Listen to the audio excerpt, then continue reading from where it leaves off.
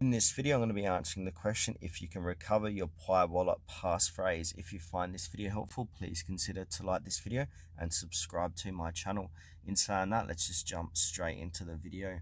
Alright, so if you've lost your Pi Network wallet passphrase, there is no way to recover it because Pi Network uses a non-custodial wallet system. This means only you have access to your passphrase and Pi Network does not store or manage it, unfortunately. So I've got a few possible solutions what you can try. So you can first check your saved notes. So if you wrote it down or saved in a password manager, check those places first. Also look at screenshots of photos. What some people do, they'll take a screenshot of your passphrase to write it down later. So go and have a look at your screenshots. Also check backups if you use notes apps, for example, like Google Keep, Apple Notes, etc.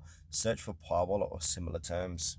Now, if you're still stuck and you can't remember your Pi wallet, well, there's not much you can do. The only thing you can do is create a new wallet. So if you want to create a new wallet, open up your Pi app again and then click on the three horizontal bars and click into mainnet.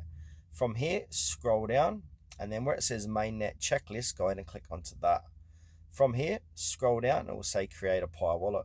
So click into that and then it will say unlock Pi wallet. We don't remember our passphrase or seed words. From here, it will say lost your passphrase. You can create a new wallet, but all your Pi in your previous wallet will be inaccessible. So you simply click on you can create a new wallet, click on generate new wallet, and then I strongly suggest to write down your passphrase in a safe spot so you won't lose it again.